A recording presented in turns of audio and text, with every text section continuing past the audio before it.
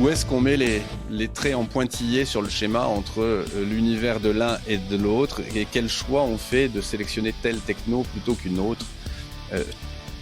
C'est de pouvoir essayer de récupérer les forces de chaque brique et de pas forcément te dire vous allez être pieds et poings liés avec et on va intégrer un DBT qui va nous permettre de jouer sur d'autres fonctionnalités.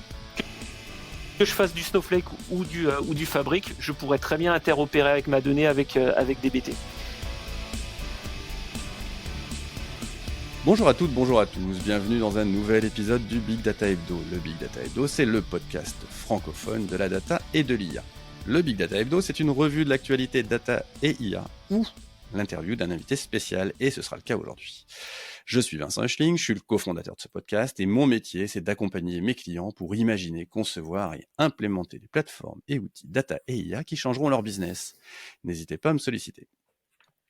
Lors de précédents épisodes, nous avons souvent parlé des offres logicielles des grands acteurs que peuvent être entre autres Databricks, Microsoft, AWS ou encore Snowflake. Et lors d'un meet-up organisé par Stéphane Eckel de Datanosco, ce meet-up se tenait chez Decube. Le sujet des architectures de plateformes data a été brillamment exposé par l'équipe en charge de construire les plateformes data de Decube. En discutant avec l'un des intervenants, Frédéric Brossard, on a eu envie de faire cet épisode sur la question cruciale que se posent tous les architectes de plateformes data. Quelle brique je dois prendre chez l'un ou l'autre des acteurs? Dois-je sacrifier un peu de la performance ou de la richesse fonctionnelle pour avoir une stack plus homogène et simple à faire tourner au quotidien? Bonjour Frédéric, merci de nous rejoindre. Merci. Comment vas-tu? Merci Vincent, bonjour, merci pour l'invitation. Écoute, ça va bien, un ton un peu maussade, mais on espère que l'été va finir par se... C'est un jour d'été, un jour d'automne, c'est un peu Ouais, fatigant, ça... effectivement. Puisque effectivement, contre toute attente, vu du temps que l'on voit à l'extérieur, nous enregistrons cet épisode le 12 juillet et nous avons un temps gris et pluvieux à Paris. Frédéric, pour ceux qui ne te connaissent pas, est-ce que tu peux te présenter, puis aussi présenter Decube? Moi, je m'appelle Frédéric Brossard, ça fait presque 14 ans que je fais de la data. Je suis plutôt issu du monde BI classique, SQL Server, toute la stack MSBI. Et puis après, j'ai suivi un petit peu toute l'évolution, puisque je suis plus focalisé et une grosse expertise sur toute la stack, la stack Microsoft. Et donc du coup, après derrière, on a pris toute la partie virage cloud à partir de 2016, vraiment en France, où on a commencé à voir les prémices de nos clients arriver sur ce genre de solution-là. Et puis moi, ça fait 4 ans maintenant, un peu plus de 4 ans que je suis chez Decube, que j'office en tant que lead data. Donc je suis responsable de la practice chez Decube. On est une ESN spécialisée sur les technologies Microsoft et pas que. Et je pense que c'est aussi de ça qu'on va discuter aujourd'hui.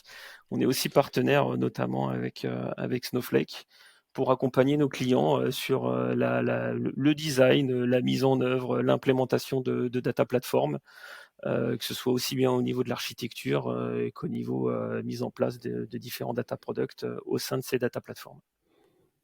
Alors, il n'est pas là aujourd'hui parce qu'il est retenu sur certaines obligations professionnelles, mais monde Microsoft oblige. Notre habituel co-host de ce podcast, Paul Péton, te connaît bien puisque vous avez eu l'occasion par le passé de travailler ensemble. Ouais, complètement. On était ensemble chez MC Next Infini. On a fait un petit bout de chemin ensemble et du coup, ouais, ça aurait été très agréable de le retrouver sur ce podcast, mais ça sera pour une prochaine.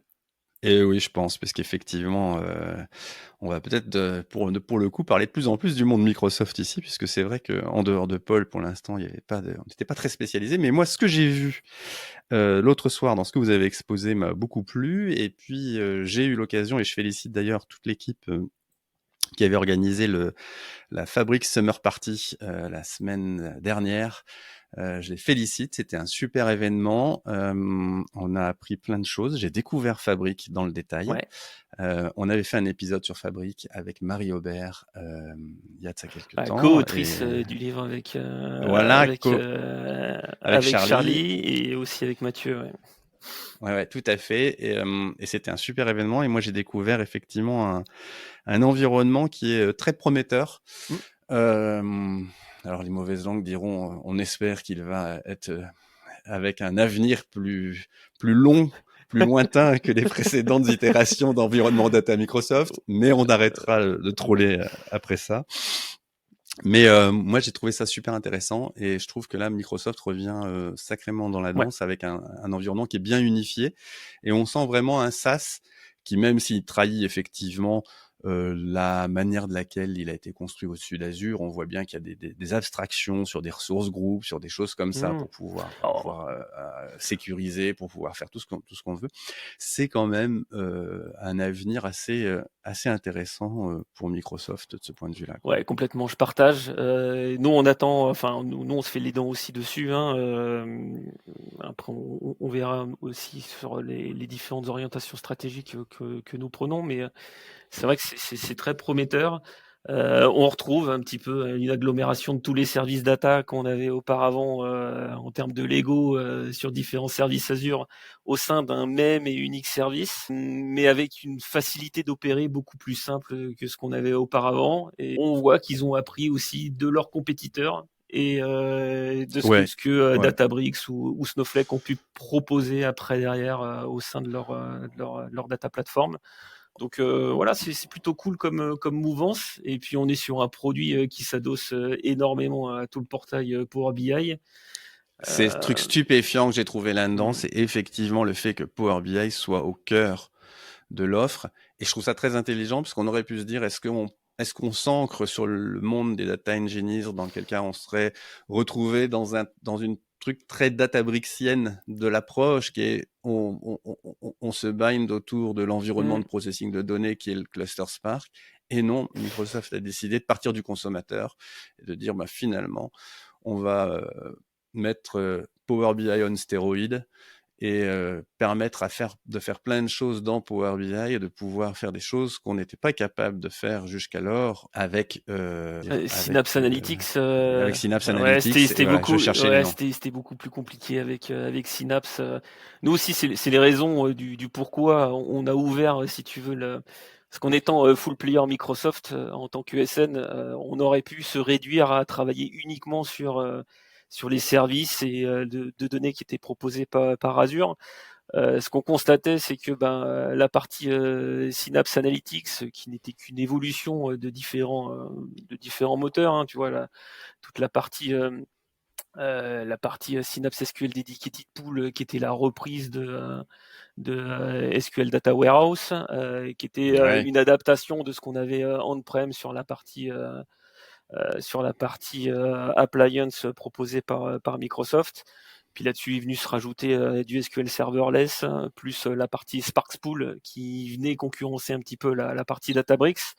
Mais encore est-il, quand on avait la possibilité et que les clients nous faisaient confiance, si on restait sur un monde uniquement microsoftien, on préférait plutôt partir sur du Databricks, sur lequel nous, en termes d'approche et d'industrialisation, on était plus à l'aise à travailler sur quelque chose qui nous permettait plus facilement de désiloter la data et d'avoir du compute interopérable beaucoup plus simplement que ce qu'on trouvait sur Synapse Analytics.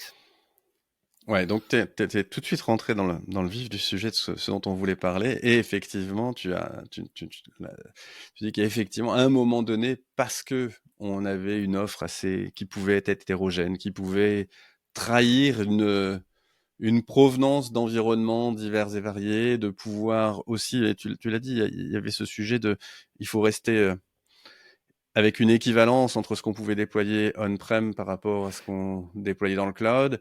Et ça requérait que dans le cloud, il y avait des faiblesses, et c'est avec un produit tiers, certes très intégré à Azure.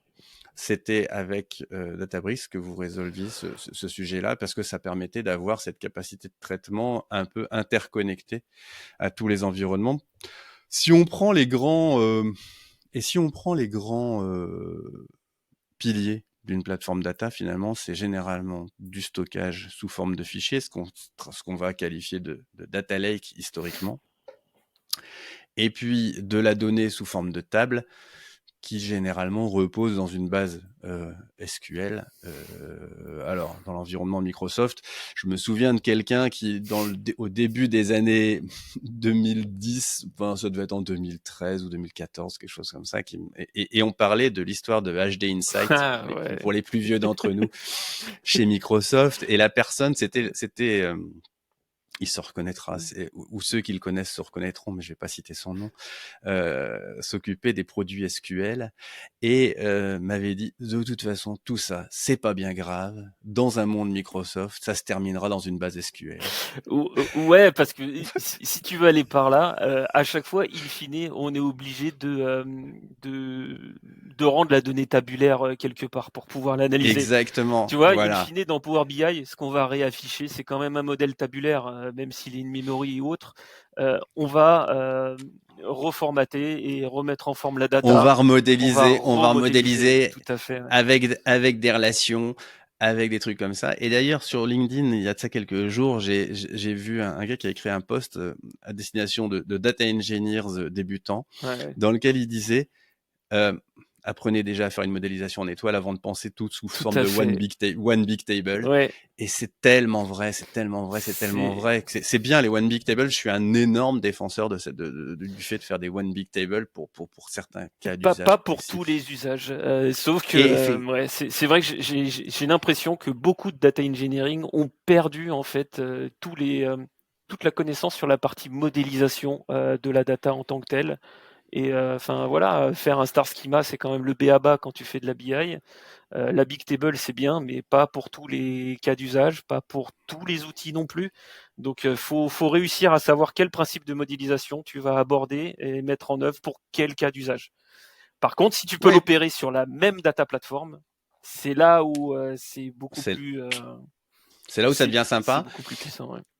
Et effectivement, on fait le bridge avec l'autre opposé de l'axe temporel qu'on est en train de dérouler. Mais quand tu as une consommation qui se fait au travers d'un outil comme Power BI qui a été conçu pour pouvoir consommer un star schema, puisque les dimensions, les filtrages, les choses comme ça fonctionnent extrêmement bien quand on a des dimensions qui sont bien construites et tout ça, et ben ce passage obligé, il est là, il existe. Et donc c'est un vrai phénomène quand même avec une enfin, où le fait que ces modélisations, ce sous-jacent de modélisation historique, il faut le garder à l'esprit et il va continuer et il va perdurer.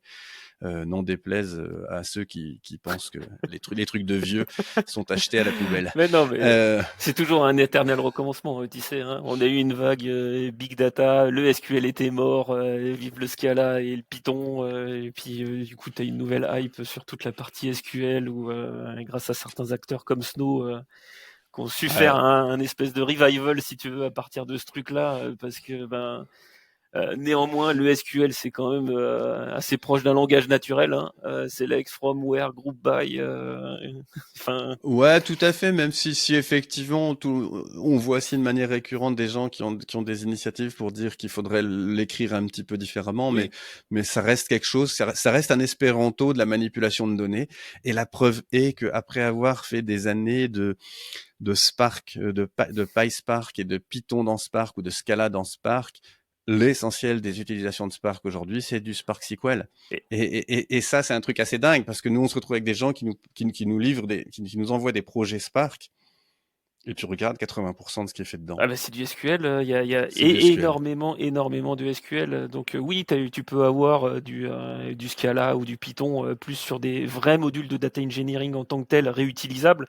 Mais après, quand tu manipules la donnée, il y a énormément de codes qui sont que du SQL exécuté sur du Spark. Et effectivement, l'un des acteurs majeurs de ce New SQL, eh bien, ça a quand même été Snowflake qui a remis le SQL au centre du paysage. Nous, côté Snowflake, étant donné qu'on était full player, enfin moi j'ai toujours travaillé dans chez des acteurs qui étaient full player Microsoft. Ils sont arrivés sur Azure qu'à partir de novembre ou décembre 2018, donc tu vois tout début 2019. Ouais. C'est à peu près en 2018 où on a commencé à les voir apparaître sur le marché français et à les voir pénétrer des comptes de façon un peu plus importante. Et puis c'est aussi là où on a commencé à se prendre des tôles, si tu veux, en avant-vente par rapport à un produit que je connaissais pas Ouais. forcément et qui avait juste popé comme ça à gauche et à droite et qu'on voyait plus émerger sur le marché américain et pas trop en France. Et puis de se dire, bah tiens, j'en ai marre d'essayer de tweaker un petit peu la boîte de Lego que j'ai de mon côté. Et je commence à m'intéresser un petit peu à ce truc-là et on va voir ce que ça peut donner. Après, ce qui est intéressant avec des moteurs, bah, tu vois, comme BigQuery, comme Snow ou comme Databricks, certes, on garde la syntaxe SQL, mais ça va au-delà du SQL parce que tu peux travailler aussi en NoSQL avec ces data plateformes-là, avec la simplicité du langage SQL. Donc, Et puis en plus, je me souviens un peu de la formulation que tu avais pris sur ton premier slide de présentation de Snowflake l'autre jour, mais je l'ai repris dans l'épisode Snowflake avec Ilyes diffusé la semaine dernière. Si vous pensez encore que c'est une base SQL, vous avez sûrement raté ouais, quelques passages. c'est clair. Ce qui est marrant, c'est que ça a été vraiment leur force, si tu veux, pour venir pénétrer le marché. Pour dire bah voilà, nous on est un dataware as a service en SaaS, élastique, scalable. Et puis maintenant, ouais, c'est vrai que ils ont bien évolué, mais tout comme Databricks, si tu veux. Ce qui est marrant, c'est que t'en as un qui était vraiment purement parti sur du data engineering pur, l'autre qui était Ouais. vraiment sur du dataware as a service scalable, etc. À un moment donné, même les deux étaient vraiment complémentaires, si tu veux, en termes d'approche sur de la data. Et puis, l'un est venu rattraper un petit peu le manque que tu pouvais avoir sur du data engineering avec toute la partie Snowpark côté Snowflake pour pouvoir exécuter du Java, du Scala et du Du Python at Python. scale directement avec le moteur de compute côté Snow. Et côté Databricks, la mise en place de toute la partie SQL Warehouse qui te permettait d'adresser beaucoup plus facilement les use case BI qu'on le faisait auparavant.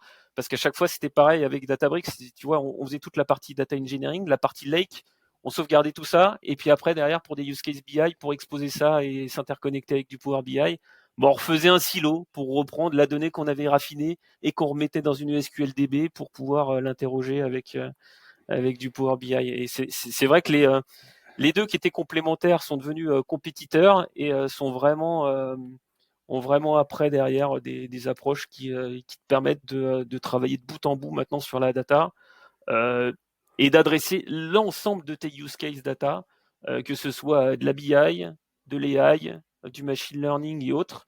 Et puis le fait que tu puisses les interconnecter, c'est aussi intéressant. Hein. Donc ça ouvre pas mal de possibilités. Ouais. C'est amusant, je reviens à savoir combien de gens sont venus à Snowflake dans notre métier de l'architecture et de la construction de plateformes.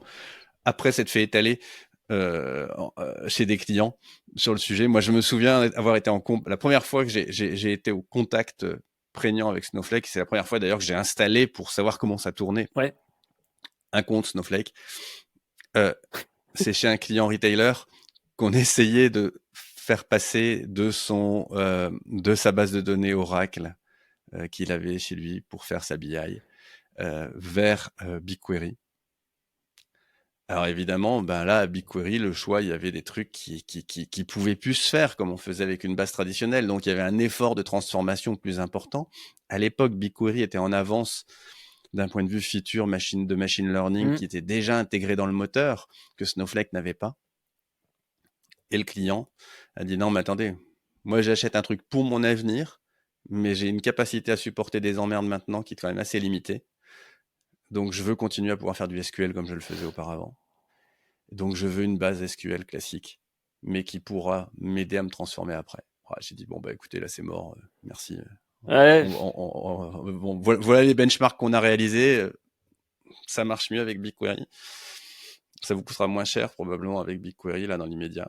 Mais si c'est votre principal truc, c'est la facilité d'utilisation, là je ne peux que vous laisser aller vers Snowflake. Et donc là, pour le coup, je suis allé m'intéresser à Snowflake et j'ai appelé un copain qui venait de rejoindre Snowflake et qui, pendant quelques années, avait travaillé chez Cloudera.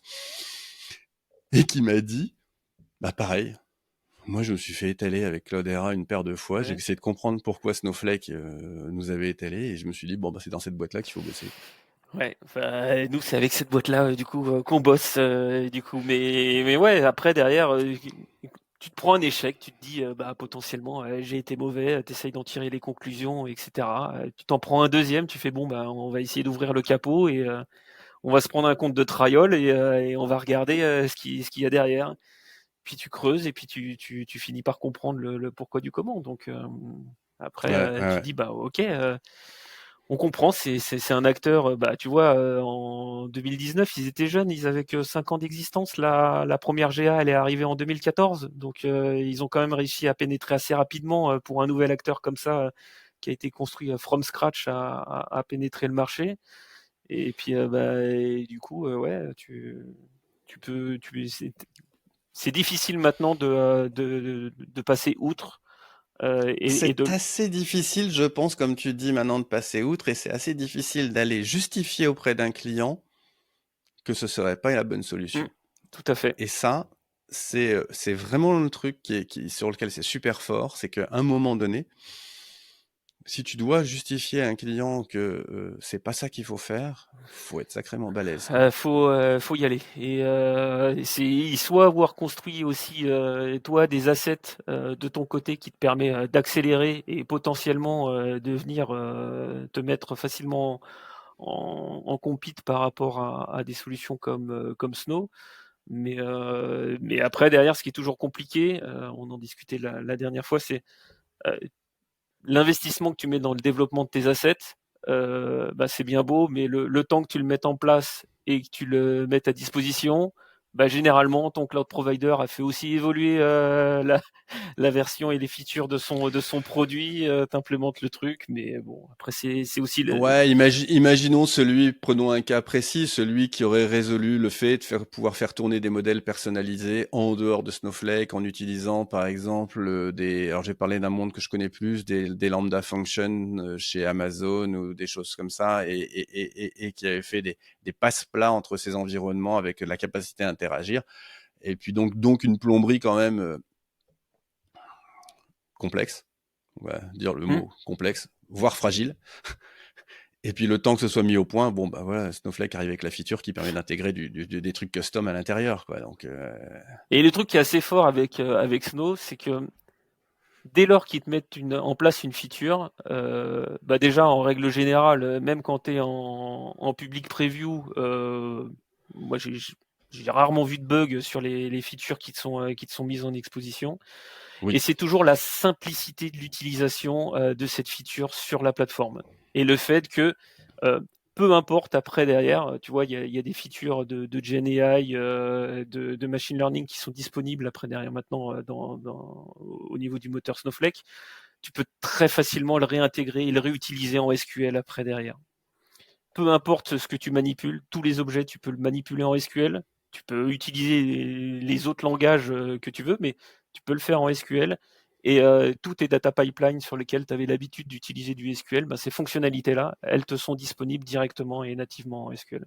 C'est aussi ça, cette force, c'est t'es pas à chaque fois obligé d'avoir une learning curve complexe pour venir intégrer une nouvelle fonctionnalité que t'aurais poussé ton éditeur parce que il a racheté telle boîte et dans cette ouais, ouais, boîte-là, ouais. ben, c'est un nouveau langage pour travailler sur la data. Tu vois, c'est ça qui était un petit peu compliqué avec les technos Microsoft.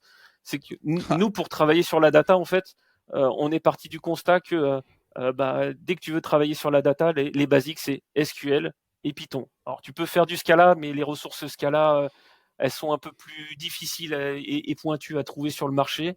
Mais à partir du moment où tu fais du SQL et du Python, en règle générale, tu peux faire ce que tu veux sur ta data plateforme.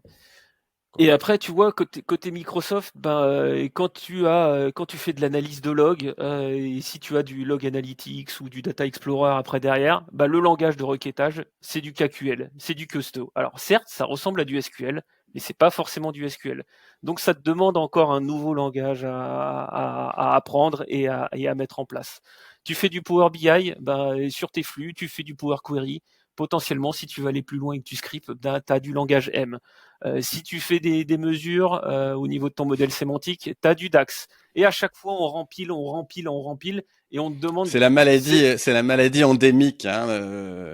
Et c'est ça qui est compliqué, que je trouve un petit peu dommage, c'est que pour travailler sur de la data, on devrait pouvoir, en tout cas, on fait énormément de Avoir choses. un SQL étendu, quoi. Tout à C'est-à-dire qu'à un fait. moment donné, tu te dis, ben oui, ok, il y a le noyau ANSI, on le supporte. Et par contre, certaines features sont accessibles au travers d'un SQL étendu. Et Alors, c'est assez amusant parce que tu vois, le thème de ce qui nous a décidé à avoir cette conversation, c'était où est-ce qu'on met les traits en pointillé sur le schéma entre l'univers de l'un et de l'autre et quel choix on fait de sélectionner telle techno plutôt qu'une autre chez un opérateur cloud. Et c'est vrai que déjà, écoute, j'avais promis de plus troller, mais je suis obligé. Et c'est vrai que déjà chez Microsoft, c'était déjà le cas. C'est-à-dire que pour répondre à un problème, il y avait déjà plusieurs composants et plusieurs solutions. Mais l'art et le talent, c'était de savoir jusqu'où tu pourrais aller avec l'un ou l'autre de ces composants. Prenons par exemple les histoires d'Even Bus et toute de la je ne sais partie plus quel service bus ou service ouais, bus et des choses après. comme ça, où certaines étaient compatibles. Il y avait des choses que tu pouvais faire dans un langage, mais pas sur tous.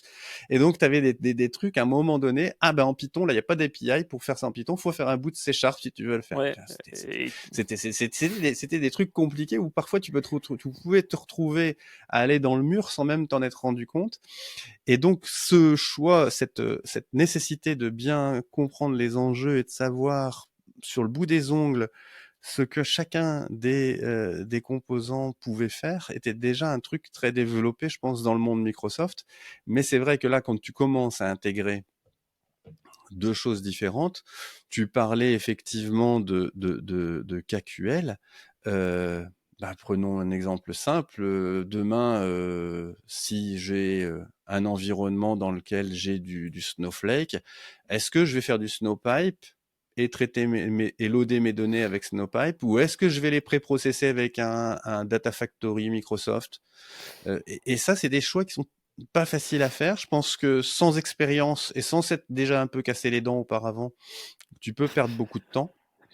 on apprend de ses échecs aussi, Vincent, hein, tu sais. Donc après se pose toujours la question de est-ce que je fais du streaming, est-ce que je fais du temps réel, est-ce que du micro-batch ça me suffit, est-ce que je fais du batch.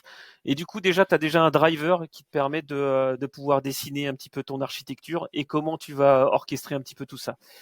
Nous aussi, ce qui nous intéresse quand on va dessiner une architecture, c'est de pouvoir essayer de récupérer les forces de chaque brique et de pas forcément te dire vous allez être pieds et poings liés avec par exemple avec Snowflake si on part sur du Snowflake. Nous, ce qui va nous intéresser côté Snow, c'est d'utiliser toute la partie compute et sa facilité après derrière à pouvoir traiter de la data.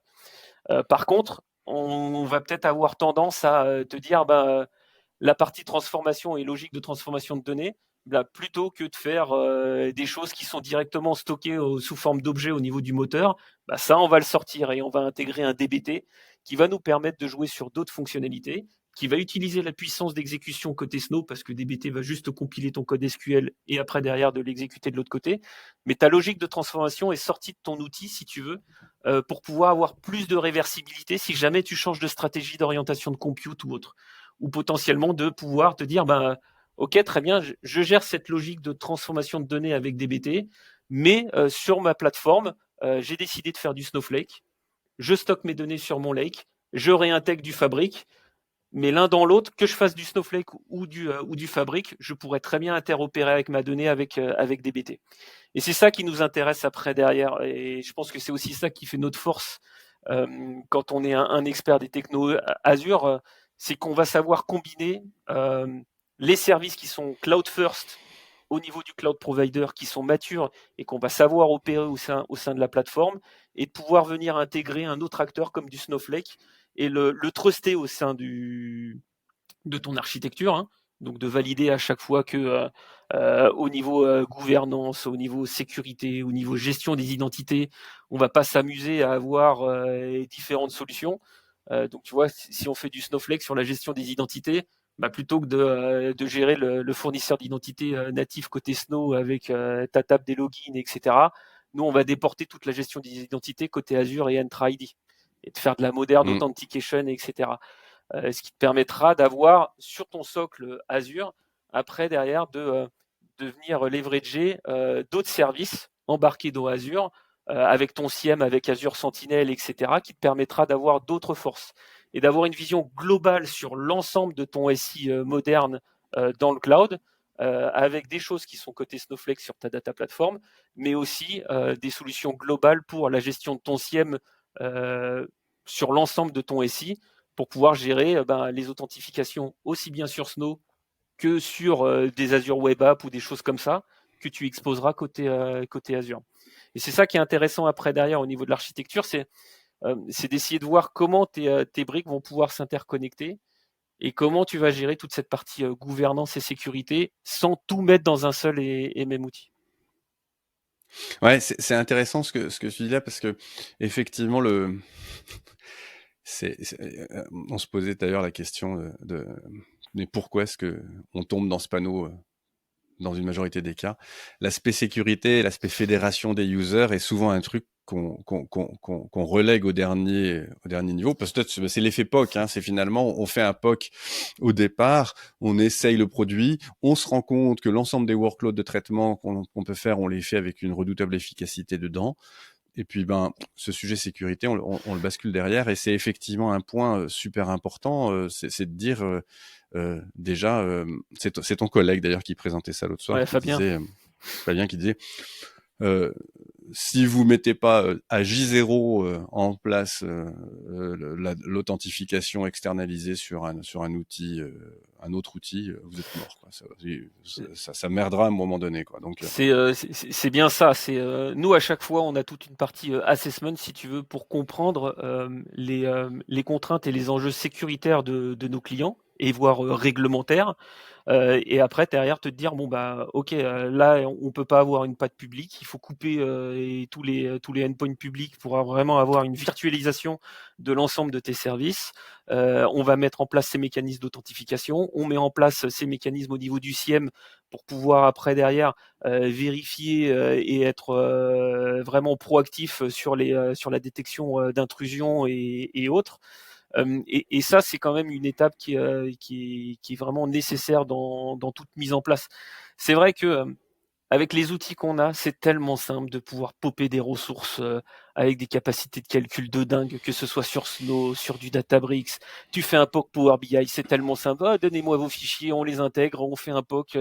Regardez, c'est beau, c'est facile. Et ce qui est difficile à faire passer comme message, c'est que cette simplicité-là ne doit pas, après, derrière, se faire aux dépens de la mise en place de concepts industriels. Tu vois, que ce soit sur la gestion de la sécurité, à travers la partie authentification, avoir un puits de log qui soit centralisé et pas disséminé partout, que ce soit sur l'urbanisation et donc la gouvernance de tes data et leur accessibilité.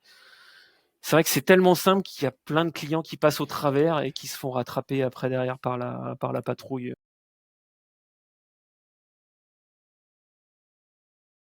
C'est pas illégitime. À un moment donné, tu te dis, bon, le truc marche, le dashboard qu'on voulait avoir, il est là, il fonctionne. On va pas dépenser un temps inouï pour détricoter ça et le refaire sur un socle correct. Alors c'est toujours compliqué quand tu as des outils qui ont une célérité et une capacité à fournir le service super rapidement, de commencer par dire aux gens, stop, on lève le crayon et maintenant on construit le socle et on reprendra nos travaux juste après, maintenant qu'on a démontré que ça allait fonctionner. Mais faut dépenser ce temps pour faire un environnement stable. Tu commences par quoi? Tu listes les contraintes qu'il peut y avoir, de déduire quel est le bon environnement? Alors, en règle générale, de toute façon, à chaque fois, c'est d'essayer de tirer les vers du nez de façon à pouvoir identifier et se projeter sur la réduction des points de souffrance de nos différents clients. En règle générale, tu vois, on peut très bien être sollicité pour une migration de data warehouse pour que ça soit plus moderne. Après, le sujet, il n'est pas que là. On pourrait très bien juste l'aborder sur ce sujet-là. Mais le sujet, il n'est pas que là. C'est qu'est-ce que vous voulez faire, monsieur, de votre data platform. Ok, très bien, vous voulez migrer votre dataware, mais c'est quoi vos enjeux de demain, voire même d'aujourd'hui? Où en est la concurrence par rapport à ce que vous faites de votre data? Quelle est votre vision sur votre data platform? Nous, on peut vous apporter aussi des expériences et des typologies d'architecture qu'on a mis en place chez des clients. Et du coup, on vient pas focuser uniquement sur un use case bien particulier qui nous est mis en avant, si tu veux, par rapport à un appel d'offres donné ou à une demande de mission. On essaye d'ouvrir beaucoup plus large pour vous dire, OK, très bien, ça c'est juste un use case, mais vous en avez peut-être un autre ici, peut-être un autre ici. Et du coup, si vous voulez avoir une data platform qui puisse répondre à l'ensemble de vos besoins, peu importe que ce soit un besoin BI, AI, ML, etc., on va pouvoir vous accompagner dans la définition des différentes fondations. Et par contre, après, derrière, à chaque fois, on a toujours les mêmes mécanismes. Après, on n'a rien inventé. On va plutôt avoir une approche orientée lakehouse et data mesh, si tu veux, pour avoir une segmentation, une spécialisation après derrière des différents produits de données organisés sur une couche médaillon, bronze, silver, gold. Enfin, même quand on faisait de la BI, on avait un staging, un ODS et après derrière des data marts. Enfin, les solutions changent, la façon d'aborder la data n'est pas foncièrement différente. Par contre, maintenant, ce qu'on est plus en capacité, et merci au monde du big data d'avoir fourni ça, c'est de pouvoir désiloter l'information et de se dire, on va pouvoir stocker tout type d'informations, structurées, non structurées, semi-structurées, et avoir des ressources de compute qui vont être adaptées par rapport à vos use cases. Et plutôt que de se dire, on va dessiner des solutions qui vont répondre très spécifiquement à un besoin, enfin, tu vois, moi j'ai un besoin actuel sur un projet. On manipule pas énormément de données, on est sur quelques centaines de milliers de lignes, etc.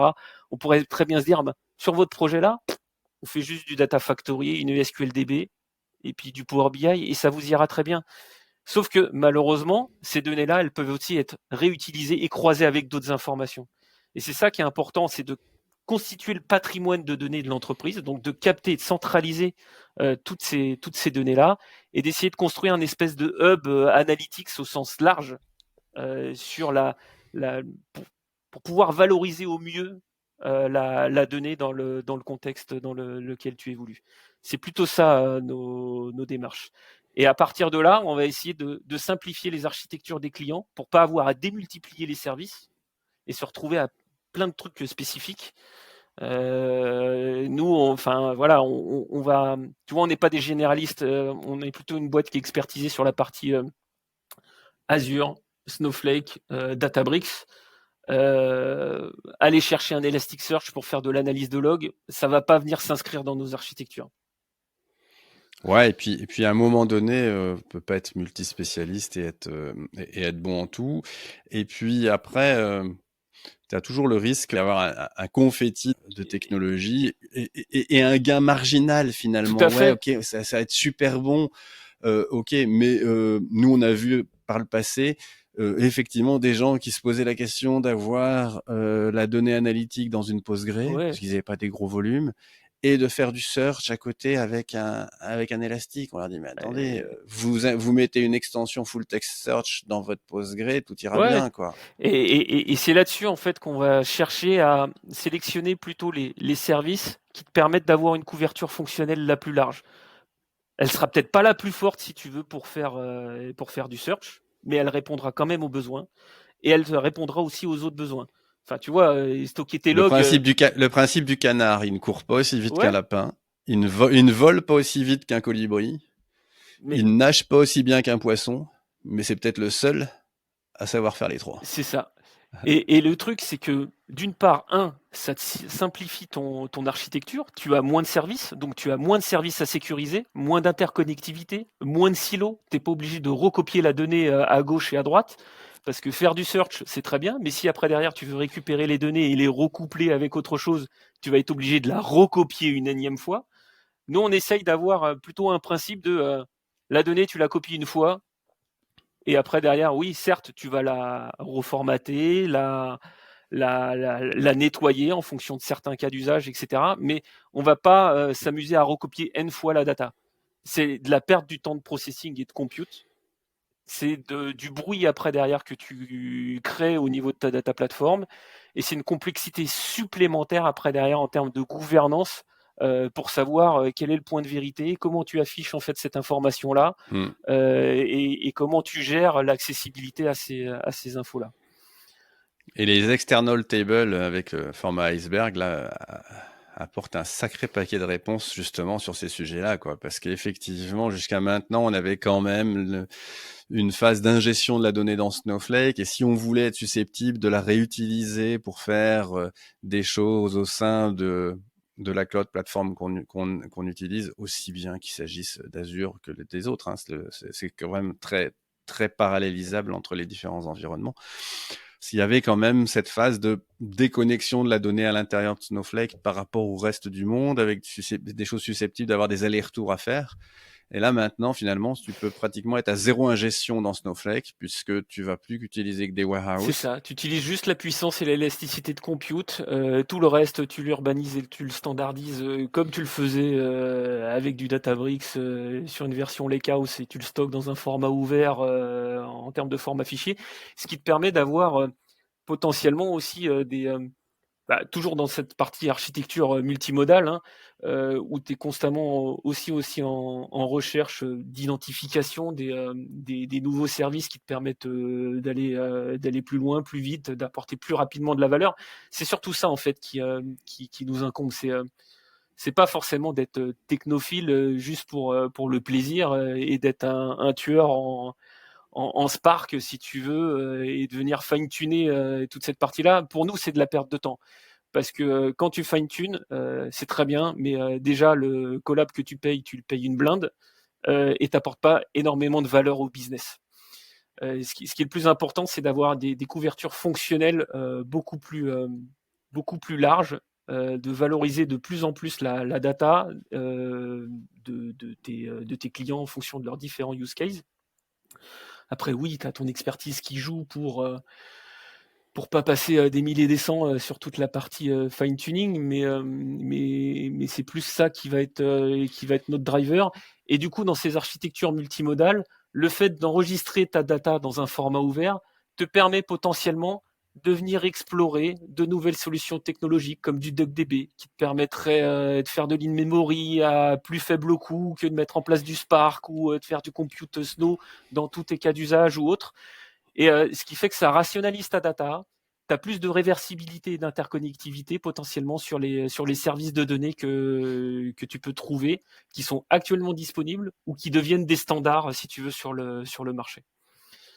Ouais, c'est assez amusant ce que tu dis là, parce que, alors, évidemment, ceux qui me connaissent savent effectivement que là, j'ai un sourire radieux, puisque c'est pas moi qui ai parlé de DuckDB en premier, même si je faisais des allusions sur les canards juste avant. Ouais. Mais foncièrement, c'est un truc que j'ai par contre, pour reboucler sur Fabric, où j'ai trouvé ça assez stupéfiant, c'est que le moyen de traiter la donnée, c'est du Spark. Oui.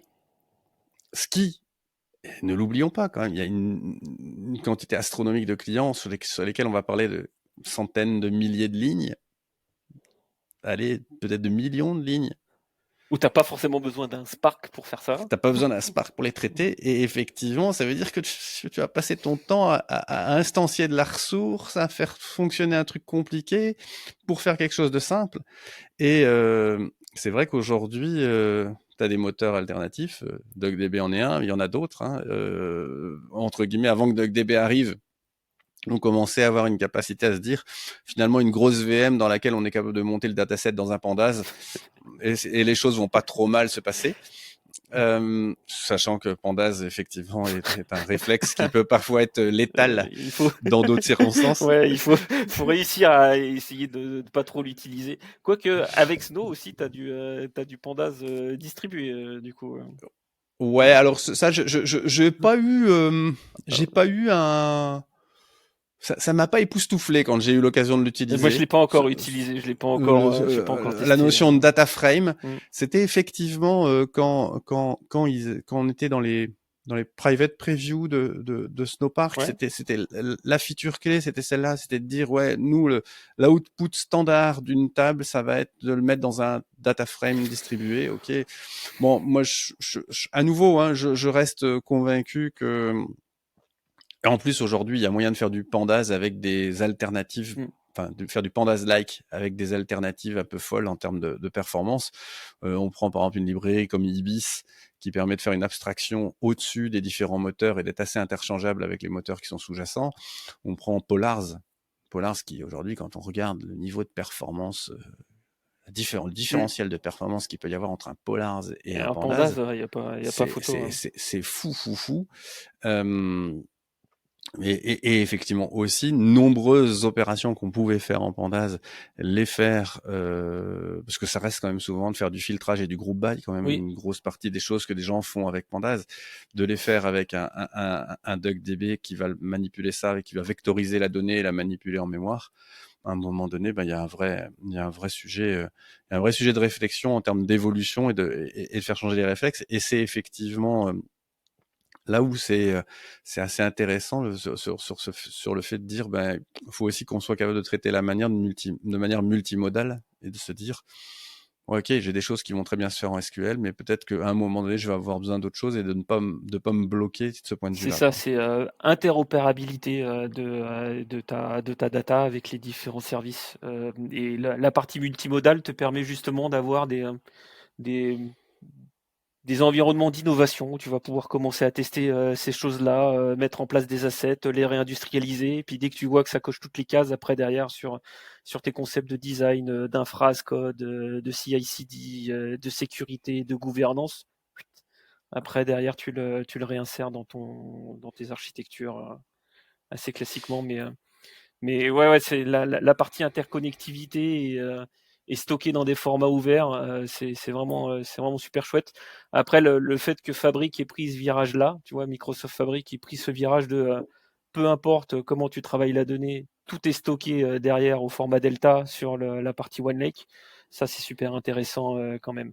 Et c'est ce qui te permet aussi, après l'intégration d'Apache Xtable aussi sur la partie Fabric, de pouvoir avoir toute une surcouche qui te permet d'avoir un format de fichier. Tu travailles une fois la donnée, mais après derrière, elle est disponible en Delta, elle est disponible en Iceberg, elle est disponible en Houdini, et ce qui fait que tu peux très bien venir combiner en fait les forces et les faiblesses des différents services. Tu vois, on se projette assez pas mal dans nos, parce qu'on a des clients qui sont assez majoritairement avec une empreinte Microsoft assez forte. Donc tu vois, si tu as des ERP qui tournent sur des Azure SQLDB ou des choses comme ça, pourquoi refaire un flux ETL, tu vois, qui te rebalance les données dans Snow? Ça sert à Ouais. rien. On pourrait très bien mettre en place toute la partie mirroring directement avec Fabric pour venir faire redescendre ça directement au format Delta sur ton lake et venir reprocesser avec du compute Snow et le restocker en Iceberg avec la richesse du catalogue que tu as de l'autre côté et interopérer très facilement avec ta data. Et c'est vraiment ça que je trouve qui est vraiment excitant avec la- l'adoption de Euh, plus en plus large, je trouve, des formats ouverts de données comme Delta et Iceberg. Ouais, c'est clair qu'il y a un gros. S'il y a bien un changement et s'il y a bien une recommandation d'adoption pour les clients, c'est de se pencher sur le fait d'utiliser un format ouvert parce qu'il va y avoir plein de choses qui peuvent être faites et puis tu as cette interopérabilité et cette interchangeabilité. C'est un peu toujours se dire, mais quand je construis une plateforme, quand je sélectionne des outils, dans quelle mesure je suis capable de détricoter et de retricoter avec autre chose après? Et ça, c'est l'une des forces, c'est de se dire, bah, si tu as isolé, si tu as mis un truc non propriétaire pour stocker ta donnée, le retricotage, il sera quand même vachement plus facile, quoi. Enfin, tu vois, tu fais du Snowpark, tu veux repartir sur du PySpark ou inversement, tu as fait du PySpark sur Databricks, tu veux faire du Snowpark. Enfin, les librairies sont pas si éloignées que ça en termes de traduction de code. Donc, enfin, ta donnée, elle est là. Tu sais qu'elle n'est pas perdue. Tu sais que tu l'as urbanisée, sécurisée en termes de stockage sur ton lake. Après, c'est que du moteur de compute dessus. Et ce que je trouve intéressant dans cette approche, c'est que ça pousse les éditeurs dans l'innovation, si tu veux. et ils sont pas fermés. Et donc, pour garder, si tu veux, un secteur préférentiel sur le marché, ils vont devoir pousser de l'innovation, et c'est ce que font Databricks et Snow, et même Microsoft, si tu veux, avec la partie fabrique. C'est que pour venir garder du compute chez eux, ils se doivent d'avoir des fonctionnalités qui sont différenciantes par rapport à la concurrence, quelque part. Tu vois ? Ouais. C'est toujours le même truc, c'est que fut une époque où les éditeurs arrivaient à être sticky par la difficulté qu'il y aurait de sortir chez eux. Oui.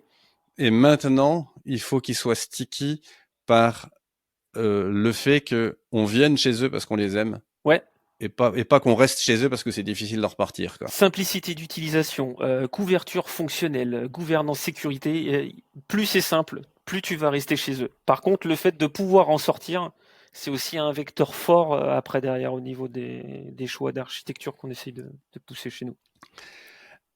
Tu as très brièvement parlé de DBT tout à l'heure. Ouais. Tu as un petit peu parlé de comment est-ce qu'on allait devoir gouverner tout ça. Et c'est vrai que la chose qui peut faire un peu peur quand on a une prolifération d'environnement, de choses, tout ça, c'est comment est-ce que on régit un petit peu le sac de nouilles et on est capable de dire bon, ok, ma donnée, je sais que là, cette donnée, je peux l'utiliser à telle fin, cette donnée, je peux l'utiliser à telle fin. Est-ce que tu as une petite recommandation là-dessus sur comment s'y prendre de ce point de vue-là? Ouais, alors nous, on a défini au fil des années, si tu veux, déjà des principes d'urbanisation et de stockage de ta data, pour que, tu vois, que tu travailles ta donnée côté Snow ou que tu le travailles dans un format ouvert façon Lakehouse, etc.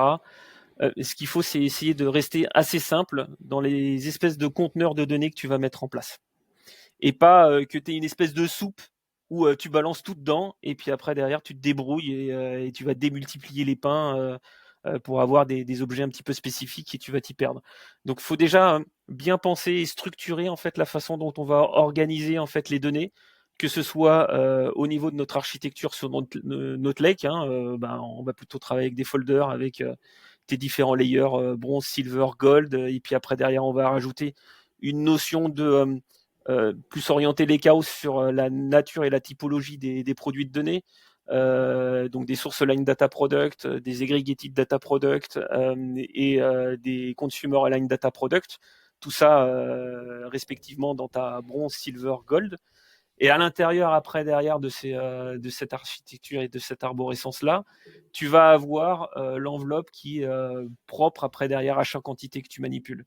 Et ce qui fait que tu as une profondeur au niveau des objets qui est vraiment limitée, qui te permet déjà d'avoir un axe de gouvernance qui est très simple, c'est donner accès au niveau de la gestion tes profils utilisateurs à tel data product, en read-write, en read-only, en DB owner, etc. Et après, derrière, si tu veux jouer sur des fonctionnalités beaucoup plus fines en termes de row level security, en termes de dynamic data masking, en termes de tagging d'informations, là, on vient rajouter des rôles plus spécifiques.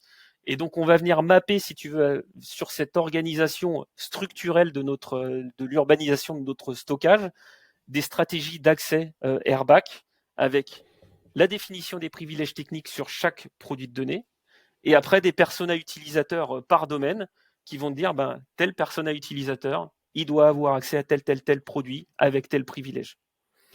Et ça te permet de simplifier, si tu veux, l'organisation de ta data, peu importe la techno que tu prends, et la stratégie de role-based access control pour garantir la gouvernance d'accès de tes utilisateurs à telle information.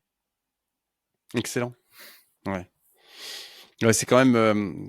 Et là, tu vois qu'effectivement, il faut avoir une bonne méthodologie pour, dès le départ, identifier tes use cases, identifier tes pools de data, à quel moment ce que tu vas regrouper ensemble, parce que c'est homogène et que pour satisfaire ce besoin-là, il y a besoin de tel et tel et tel ensemble de données qui vont faire quelque chose d'atomique, enfin de consistant. Et ça, pour le coup, c'est le truc que, entre guillemets, le quick start de la plateforme te donne pas, quoi. Le quick start de la plateforme te la donne pas. T'as vite fait après derrière de partir tout azimut et puis de pas penser à ce truc-là et redresser. Ah ouais. C'est énormément d'efforts. Et idem sur la sécurité. À partir du moment où tu commences par poser les bases, après, derrière, tu déroules et c'est beaucoup plus simple. Et du coup, tu as des schémas industriels après derrière de déploiement et ça va te permettre beaucoup plus de faciliter toute la partie CI/CD. Donc, la gestion de ton infrastructure, la gestion de tes rôles, mais aussi la gestion de tes applicatifs. Data en tant que tel, pas des applicatifs forcément, on va dire. Ouais, je comprends. Tes produits data Tes produits data que tu mets. Tu fais tourner, Ouais. ouais. À partir du moment où tu commences à standardiser ton approche, l'outillage que tu vas pouvoir aller beaucoup plus loin, et ce qui fait que ça va finir par te faire des accélérateurs. Et donc, plus tu vas avoir des usages sur ta data plateforme, plus tu seras rapide à les mettre en œuvre. Popper un nouveau domaine, si tu utilises toujours plus ou moins les mêmes services, ça va être assez simple. Hein. Tu as des templates de déploiement, tu viens juste le configurer, bim, tu pop après derrière les ressources qui vont bien côté Azure, les ressources qui vont bien côté Databricks et ou les ressources qui vont bien côté Snow, avec toute cette gestion après derrière de tes zones d'usage qui sont déjà pré-popées et pré-configurées, et toute la partie gestion des accès et sécurité en fonction d'eux. Et ce qui fait que tu peux même aller beaucoup plus loin en termes d'outillage. Tu pourrais très bien avoir un simple applicatif avec du YAML qui te permet d'avoir des fichiers de conf, et puis après avoir un workflow métier qui te dit bon bah voilà, moi je suis dans tel domaine, je veux donner l'accès à telle personne, et ça automatiquement ça vient popper la bonne ressource au bon endroit pour automatiser la gestion de ces choses-là. Et plus tu construis correctement ton socle à la base, plus tu vas pouvoir aller loin en termes d'industrialisation. C'est effectivement quelque chose de. Ça prend toute la dimension de comment on valorise l'expérience qu'on a pu avoir sur des plateformes. Et en plus, le gros avantage, c'est demain, si un autre acteur arrivait et soit capable de fournir des services équivalents et qu'on souhaite l'intégrer et qu'on souhaite commencer à travailler avec, le fait d'avoir toute cette méthodologie qui n'est pas liée à un outil technique, qui est une méthodologie globale de comment j'organise, comment je gouverne mon environnement de données, eh bien, ça va faire qu'on va être en mesure de pouvoir intégrer un autre acteur très facilement et de pouvoir dire, bon, ben voilà, on va redérouler la même méthodologie. Tu redéroules la même méthode et tu recoches. On va évidemment l'adapter. Tu l'adaptes. Tu l'adaptes, tu t'outilles. Tu vois, nous... alors, je sais pas si on est rétrograde. En tout cas, on a plutôt une vision code first que low code, no code. Toute la partie low code, no code, c'est super pour faire du maquettage, prouver de la valeur à un instant T sur quelque chose. Par contre, après, derrière, dès lors que tu vas avoir une approche industrielle liée plutôt à la mise en place des bonnes pratiques de software engineering appliquées à la data, ça devient plus compliqué de le mettre en œuvre sur des solutions de low-code, no-code, et tu vas te retrouver coincé dans les fonctionnalités qui te sont proposées par l'outil. Donc oui, pour faire de l'exploration, de l'expérimentation, prouver de la valeur à un instant T, potentiellement avoir un espèce de mode dégradé qui te dit que les premiers temps, avant que ça soit réindustrialisé, le métier peut plus ou moins utiliser cette sous-partie-là, mais après, derrière, il faut retomber dans des standards que nous, on a estampillés en termes de sécurité, gouvernance, gestion d'accès. Une data plateforme, tu vas pas pouvoir vraiment en tirer la quintessence si elle n'est pas au début correctement conçue. Il y a plein de clients qui ont fait du Power BI dans tous les sens. C'est tellement simple, on en parlait tout à l'heure, tu vois, l'outil est tellement simple à prendre en main. Ils sont tellement attaqués par les métiers pour dire ouais, l'IT c'est un point de souffrance, machin, etc. Bah oui, mais l'IT te permet aussi potentiellement d'éviter d'avoir à démultiplier tes points de vérité. Et quand tu as ton information et tu as un indicateur de chiffre d'affaires qui a été mis en place et calculé à coup de tableau Excel, un autre qui fait du Power BI de l'autre côté, un autre qui a un autre dashboard Power BI, et puis après derrière... Un qui fait du Power BI, donc tu crois que c'est vachement bien, mais c'est un tableau Excel qui est le sous-jacent de données qui est dedans. Parce qu'il a travaillé et préparé ses données dans son tableau Excel et qui fait ses petits trucs à la mimine. Et puis après derrière, quand tout ce monde-là se retrouve autour de la même table et arrive avec soi-disant le même indicateur et des chiffres différents, c'est là que c'est compliqué. Et c'est là où tu te dis, bah merde, si on avait construit un socle plus costaud au début, certes, on est peut-être... L'affrontement de KPI en comité de direction est sûrement c'est... notre meilleur vendeur de prestations. Ah, tout à fait, tout à fait. Ça reste toujours le point, le point de souffrance, je trouve, après, derrière, sur la gestion des entreprises en termes de pilotage, de performance des différents services. C'est compliqué. Certes, ça te Ouais. permet d'aller plus vite, mais si tu passes au travers de tous ces trucs-là, t'es jamais à l'abri de mal valoriser en fait la data. Donc oui, pour de l'agilité, mais pas n'importe comment. Et Non. Ça touche ses limites assez vite. oui. Et effectivement, c'est toujours compliqué parce que ça peut à l'intérieur d'une division, d'un service, d'une équipe, permettre de tweaker des choses et de faire avancer des sujets très vite. Et après, le gros problème, c'est quand les gens refusent d'accepter que pour passer les murs de leur division, pour pouvoir mettre ça à disposition du reste de l'entreprise, il faut en repasser par quelque chose d'un peu plus sérieux en termes de manière de procéder. Alors, et donc, et d'ailleurs, j'ai déjà eu des débats avec des gens, avec des fervents du low-code, no-code, mais qui m'ont dit, mais parce que si tu as des gens qui te font du low-code, no-code sans documenter, sans faire d'études fonctionnelles de ce qu'il faut faire, ben c'est pas le low-code, no-code qui est le problème, c'est le prestataire. tout à fait. Bah, ça n'empêche que si tu fais pas de low-code, no-code, tu fais ton code DBT, et tu mets aucune description, tu documentes rien, tu fais ton PySpark, ça sera la même. La seule Même vérité, problème, ça sera le code. Alors, ça sera peut-être, s'il est bien fait, peut-être plus facilement lisible, parce que dans toute la partie low-code, no-code, ce qui est un peu chiant, c'est de passer sur toutes tes boîtes, d'aller récupérer toutes les propriétés que tu as à gauche pour essayer de consolider, in fine, une vision globale de ce qui est opéré avec ces solutions-là. Alors que si ton code il est bien implémenté, qu'il est propre, etc., c'est beaucoup plus lisible en termes de transformation de données ou autre. Mais oui, s'il n'y a pas de documentation, c'est que tu fasses du voilà. low-code, no-code ou du code pur, c'est la même. Hein.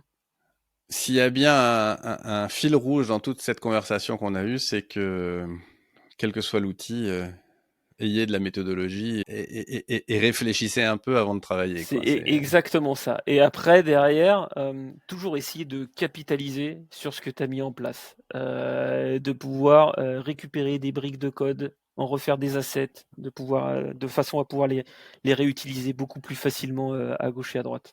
Et ça, c'est un travail de veille permanente après, derrière. Ouais, C'est t'adapter. c'est clair. C'est ça qui fait la beauté de nos métiers aussi. Écoute, c'est une super discussion. J'espère que nos auditeurs ont pu apprendre plein de choses et comprendre un petit peu au-delà de l'effet waouh d'un outil et du fait qu'on peut s'engouffrer dans un outil à un autre, comment est-ce qu'on peut y réfléchir en prenant un peu d'altitude et pour avoir de la méthode.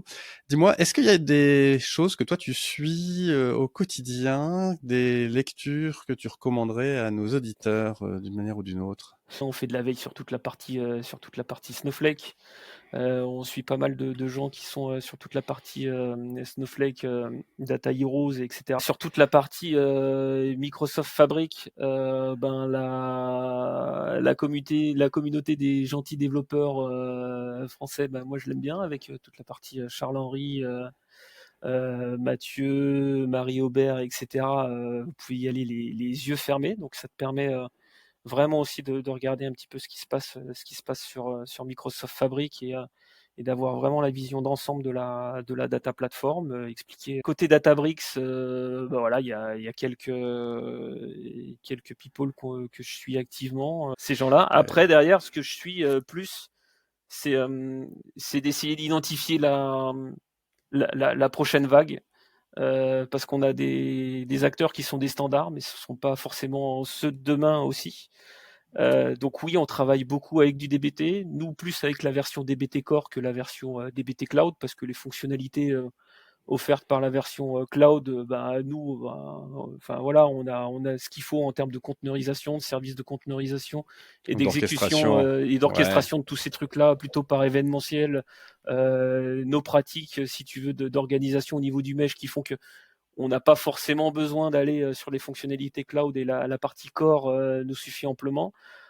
Par contre, je suis très fortement la partie SQL Mesh, Ouais. qui permet d'aller beaucoup plus loin que du DBT avec du support de Python pur, qui est issu de la partie SQL Glot, qui nous permettrait d'aller beaucoup plus loin aussi en se disant, peu importe, j'ai un projet DBT, je développe en local, je peux faire mes tests de déploiement, enfin mes tests de gestion de mes différents modèles directement en local sans avoir à solliciter de compute cloud.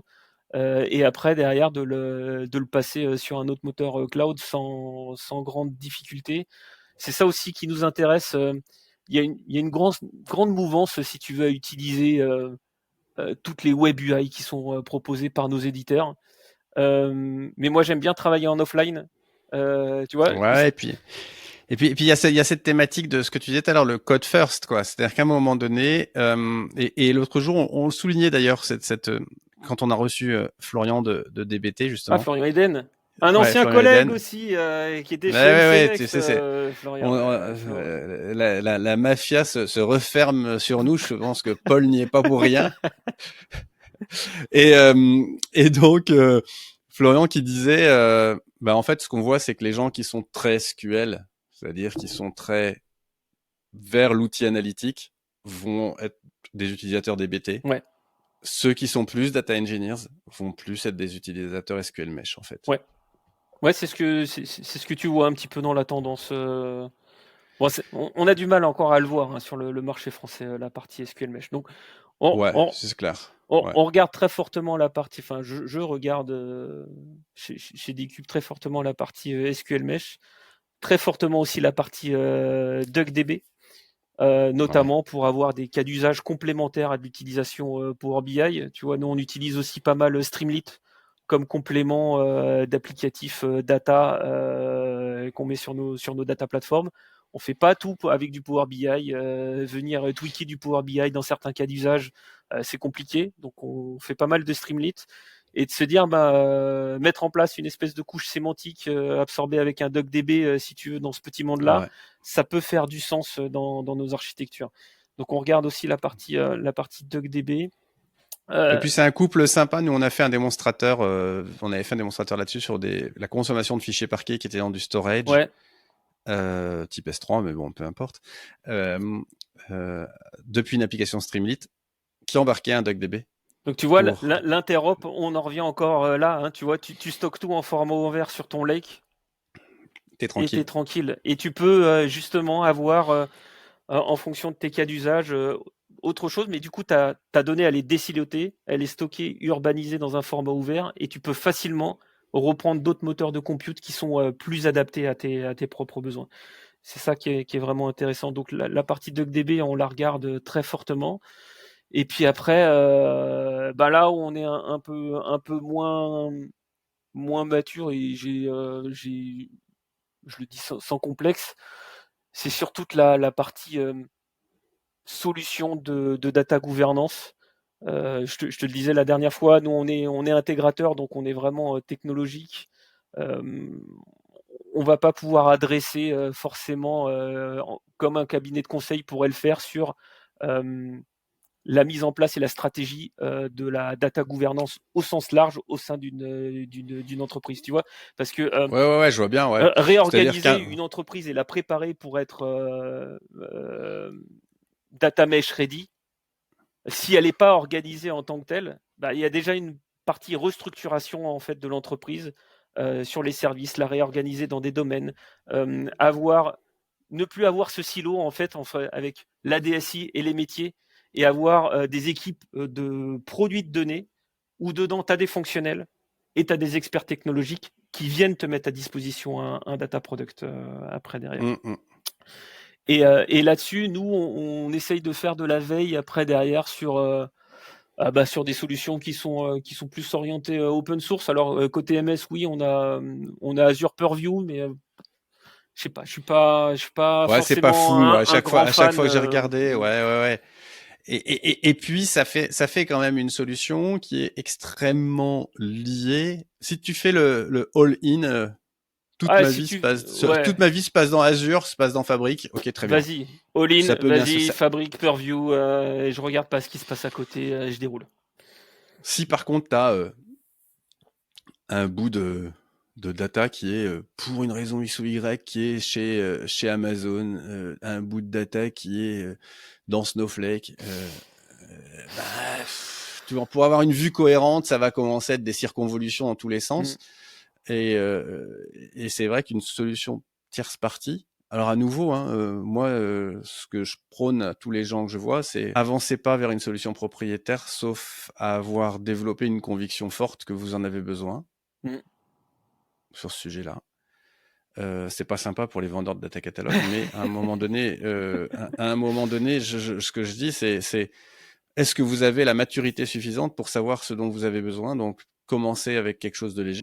Commencez par vous faire une Une conviction. conviction. Voilà, c'est aussi quelque chose que je regarde. Et puis après, derrière, c'est savoir identifier les bons acteurs et puis pas partir sur des choses exotiques. C'est toujours un peu compliqué. Tu es obligé aussi d'attendre. Quand tu regardes sur la communauté open source, tu es aussi obligé d'attendre un petit peu ce qui commence à émerger. Donc tu regardes, t'expérimentes. Et puis il faut pas partir non plus bille en tête à intégrer un nouveau truc qui potentiellement 6 mois après n'existe plus, quoi. Mais c'est jamais facile. ouais. C'est jamais facile de se lancer early sur quelque chose et de se dire est-ce que j'ai 100%. Si on attend d'avoir 100% de certitude, il est fort peu probable d'y aller. Et on va être suiveur. Si on veut, Alors tu peux être suiveur, mais il faut pas être le dernier, parce que après derrière tu vas te prendre la prochaine vague et ça sera déjà trop tard. Après tu peux faire all-in et puis être un early adopter et ne pas te tromper. Regarde, c'était le cas sur ceux qui sont partis sur Snow, hein, ou ceux qui sont partis au tout début sur Databricks. Tu as eu des gens qui ont été early adopters et et voilà, chouette, chapeau bas en tout cas. Excellent. Et toi, où est-ce qu'on peut te suivre? Où est-ce qu'on peut te retrouver? J'ai un LinkedIn, donc vous pouvez me suivre sur mon LinkedIn. Et sinon, voilà, nous côté des cubes, on a un blog. Écoute, mille merci pour ta venue. C'était génial. Mille merci Vincent pour l'invitation. Et puis ravi d'avoir pu échanger sur ces sujets et que tu nous aies fait part de vos méthodos, de comment vous abordez ces problèmes chez Dcube. C'est vraiment toujours intéressant d'avoir au-delà de la vision. L'échange, le partage, c'est comme ça qu'on... Puis au-delà de la vision du provider, parce que quand on reçoit Snowflake, quand on reçoit Databricks, quand on reçoit des gens de chez Google ou autre, c'est toujours intéressant évidemment, mais c'est très centré sur le produit, alors que là, c'est centré sur l'acte d'intégration, la discussion qu'on a eue, et c'est là que c'est intéressant, parce que c'est là où le paysage devient un peu moins idyllique et sur lequel il y a des vrais enseignements à aller chercher, quoi. Tout à fait, ouais. En tout cas, merci pour cette invitation, Vincent. On espère que vous avez eu autant de plaisir à écouter cet épisode que nous avons eu à l'enregistrer, et on vous retrouve très bientôt. À bientôt.